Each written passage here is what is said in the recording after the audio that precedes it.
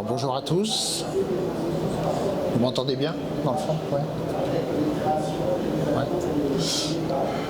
Alors, je vais vous parler de la détection du phishing en mode Zero Trust. Donc en fait, c'est la méthode qu'on a retenue chez Blocus et qu'on a mis en œuvre, ou comment protéger efficacement les boîtes mail contre le risque majeur qui est le phishing. Donc, par défaut, aucune confiance, même si on nous prétend le contraire, ce qui est important. Donc les Zero Trust appliqués au mail, c'est pas de confiance par défaut, donc le monde est douteux. On va remettre en cause ce doute à chaque moment, sur chaque mail entrant. On ne fait confiance jamais et nullement de manière récurrente. Donc de fait, on va gérer un réseau de confiance, c'est-à-dire qu'on va venir accorder de la confiance à des tiers avec qui on est habitué à communiquer par mail. Et on va contrôler de manière permanente des règles de gestion. Vous le verrez tout à l'heure, ce sont des règles à la fois techniques et à la fois logiques. Et l'idée, c'est de venir marquer les mails délivrés avec un code couleur représentatif. Donc par défaut, c'est gris, c'est douteux.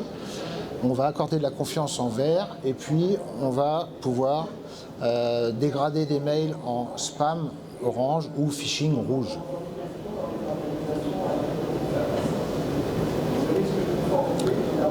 Donc le réseau de confiance, très simplement, ce sont des entités avec qui vous communiquez, donc des clients, des fournisseurs, des banquiers, etc. C'est vraiment des gens qui sont connus de l'entité, qui sont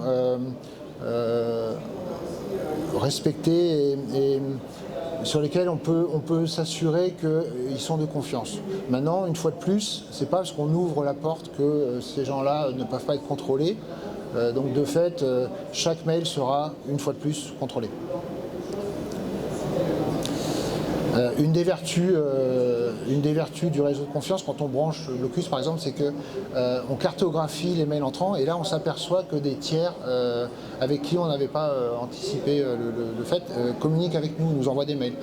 Typiquement, on va s'apercevoir que des salariés ont des comptes chez Temu, chez Vinted, etc. sur leur mail pro.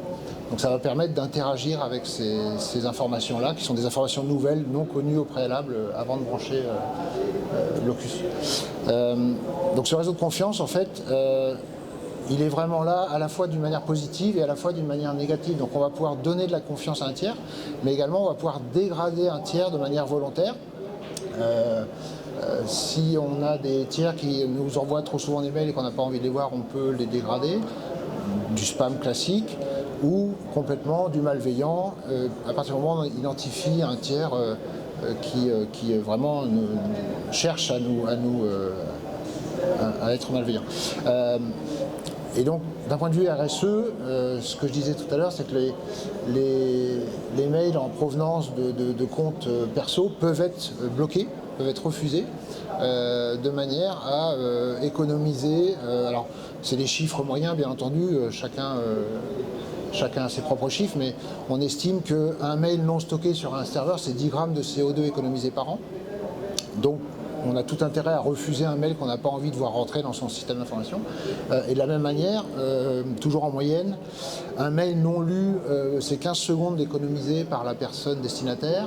Et donc à partir de là, un mail personnel envoyé sur une boîte pro, eh ben, c'est 15 secondes qui ne sont pas, entre guillemets, volées à l'entreprise. Voilà. Donc on récupère. Alors, il est important dans la notion de Zero Trust d'impliquer les utilisateurs. Donc, puisque le réseau de confiance, il est dynamique, il a besoin de vivre sa vie, il a besoin d'être mis à jour en permanence. On a tous les jours des nouveaux clients, des nouveaux fournisseurs, etc. Donc, c'est important que les utilisateurs puissent intervenir là-dessus.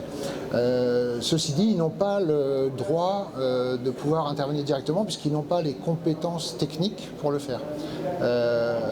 Donc typiquement, ce qu'on a mis en œuvre chez Blocus, c'est le fait que sur un mail douteux, les liens présents dans le corps du mail sont redirigés vers une page qui met en avant le doute et qui permet à l'utilisateur de suggérer un ajout dans le réseau de confiance, mais uniquement une suggestion. Et c'est l'ADSI derrière qui va utiliser ces suggestions en croisé avec des éléments techniques qui permet de classifier ou non dans le réseau de confiance. Hein. En sachant que par défaut on est douteux, une fois de plus, et qu'on peut rester douteux, il n'y a aucune raison de devoir s'obliger à avoir une action vers un tiers. La confiance n'exclut pas le contrôle. Un tiers peut être lui-même attaqué, infiltré à tout moment. Il peut se faire voler ses identifiants de messagerie, etc. Et donc à partir de là, chaque mail entrant doit être systématiquement contrôlé. Alors, pour contrôler, qu'est-ce qu'on fait? On a une partie des règles qui sont techniques, classiques, sur le protocole SMTP, les SPF, des KIM, les blacklists de DNS. On peut citer aussi le reverse DNS, les host lookup, en fait, qui nous permettent techniquement de s'assurer qu'un mail correspond à ce qu'on attend de lui.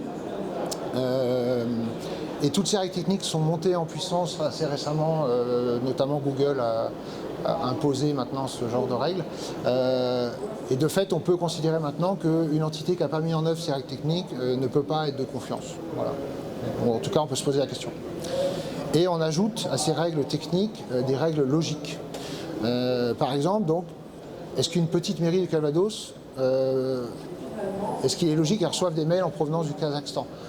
Alors, si elle n'a pas de jumelage avec ce pays-là, si elle n'a pas d'habitants qui habiteraient là-bas, si elle n'a pas de service Internet qu'elle utiliserait sur des serveurs hébergés au Kazakhstan, eh bien, pourquoi on devrait par défaut ouvrir la porte à cette mairie? Donc, l'idée, c'est de dire que, justement, dans une logique de zéro trust, on va fermer cette porte par défaut et faire en sorte que tout ce qui vient du Kazakhstan, j'ai vraiment pris ce pays-là au hasard, tout ce qui vient de ce pays-là soit indésirable par défaut.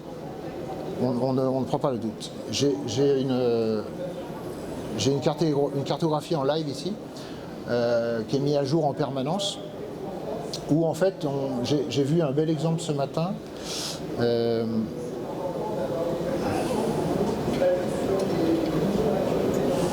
Voilà, donc ça c'est un mail. C'est un vrai mail de phishing détecté par Blocus qui est censé être envoyé par OVH, qui au final ne l'est pas, qui vient de Turquie et sur lequel on a pu donc faire la détection, par exemple sur la géolocalisation de l'émetteur, du serveur émetteur en fait. Hein. Donc on a vraiment une vue en temps réel de tout ce qui se passe sur notre réseau de confiance et sur les tiers qui communiquent avec nous.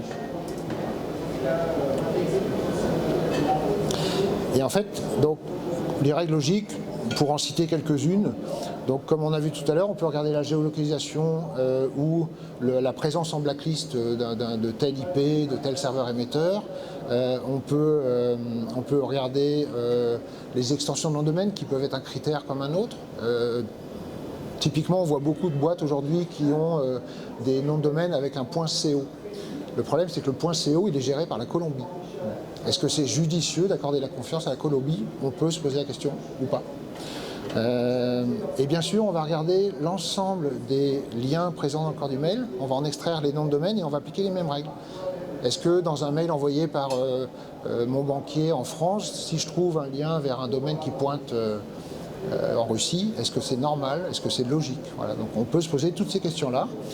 Bien sûr, on va aussi regarder toutes les extensions, j'en ai parlé, mais les pièces jointes, les types de pièces jointes, etc., pour ne citer que celle-ci. Et là où le système de Zero Trust prend toute sa puissance, c'est dans le cumul de ces règles. En fait, il suffit qu'une des règles soit non vérifiée pour pouvoir dégrader en fait le mail et à partir de là appliquer la sécurité. Et la dégradation donc délivre le mail selon les paramètres en indésirable ou en malveillant. Et voilà, donc la solution Blocus Anti-Phishing met en œuvre l'ensemble de ces règles et bien d'autres. Et au final, on arrive à un taux de détection particulièrement élevé. On n'a pas encore de KPI qui le montre, mais on s'approche des 100% de détection. On n'a pas aujourd'hui trouvé de cas qui passent au travers des mailles du filet. Donc la conclusion, c'est vraiment que l'approche Zero Trust est très très efficace pour la détection du phishing mail. Et je vous remercie de votre écoute. J'ai je suis à disposition, parce qu'on avait 20 minutes, donc je suis à disposition pour des questions. Et avec plaisir pour vous voir sur le stand où nous sommes. Merci.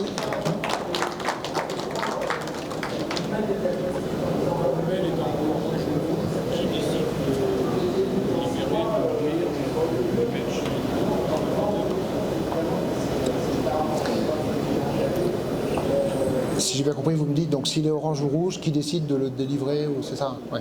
Donc en fait, dans notre système à nous, on délivre les mails, excepté ceux qui sont bloqués.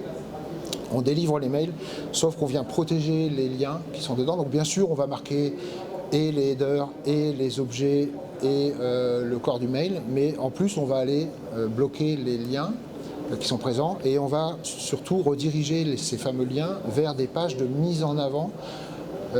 Et notamment, on va pouvoir expliquer à l'utilisateur final pourquoi il a cliqué, il n'aurait pas dû. C'est important ce que vous dites parce que ça va nous permettre demain de faire éventuellement de la sensibilisation ciblée. C'est-à-dire pourquoi payer une sensibilisation à 100% des salariés alors qu'au final, on arrive à détecter ceux qui cliquent, qui ne devraient pas, et donc on pourrait cibler la sensibilisation vers ces utilisateurs-là.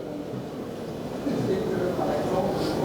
avez parlé de 100% de réussite sur les classifications. J'imagine que comme c'est un curseur, vous avez l'effet positif, vous avez chiffré cet indicateur-là. Alors, en fait, les faux positifs qu'on perçoit pour l'instant, ils sont uniquement liés au paramétrage.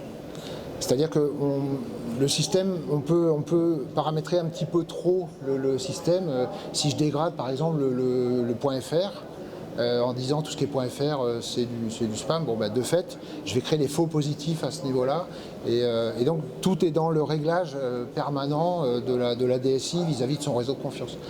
Donc au final on a des tableaux de bord qui montrent à tout moment les mails entrants, le statut qui a été appliqué, pourquoi il a été appliqué, et à partir de là la DSI va pouvoir remettre en cause son réglage un peu trop fin et l'ouvrir. On le voit beaucoup sur les pays notamment, ou sur les extensions de nom de domaine, où les réglages un peu trop fins ont été réouverts au fur et à mesure. Maintenant, une fois de plus, c'est vraiment le cumul qui fait la puissance, ce qui fait que même si j'ouvre le Mexique, sans interaction, chaque mail venant du Mexique sera contrôlé vis-à-vis de l'ensemble des autres règles de gestion. Et de fait, il n'y a pas de danger à trop ouvrir. Alors bien sûr, si on ouvre 100% des règles, là, bon, on revient à la base, mais c'est vraiment cette théorie de fermer par défaut et d'ouvrir uniquement ce qu'on a besoin, quoi. Et ça fonctionne bien, ouais.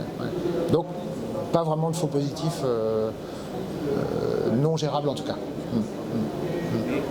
Est-ce que vous prenez en compte des aspects comme la grammaire, la façon, vraiment la forme du message?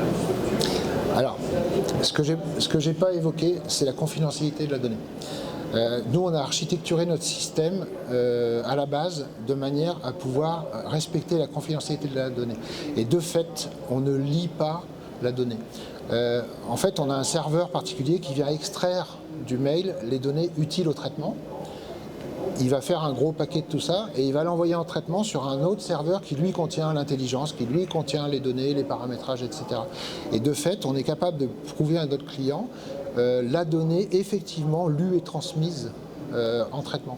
Et notamment, pour exemple, quand on a l'expéditeur d'un mail, on a une adresse email avec un côté personnel et la part locale et le domaine, on ne transmet que le domaine. On ne regarde pas qui écrit à qui. Donc vraiment, on est confidentiel dans le traitement. Et de fait, on n'a pas d'IA, par exemple, qui vient analyser un contenu, etc. On ne peut pas parce qu'on n'a pas le contenu à analyser. Voilà. Oui, bonjour. La carte interactive que j'ai vue, ouais. Est-ce que elle est assez libre? Non, oui, c'est privé, Oui, tout à fait. Ouais. C'est quoi on a souscrit à la solution? Oui, tout à fait, ouais. Et bien sûr, chacun crée son monde en fonction de ses interactions vis-à-vis de ses clients et de ses fournisseurs. Donc,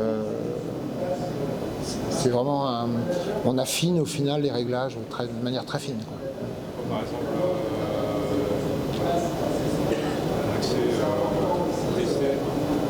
un accès Un accès. Il ne faut pas tester la solution Si, bien sûr, ouais, on peut, ouais, bien sûr. Ouais, ouais.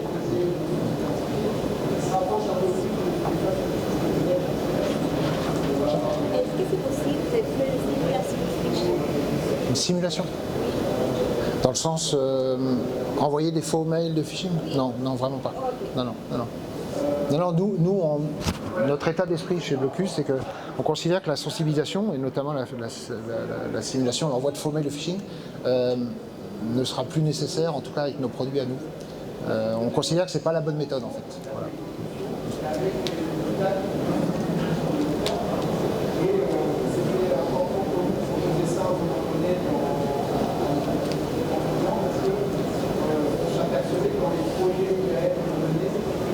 C'est sympa, hein. Ouais. Merci à vous.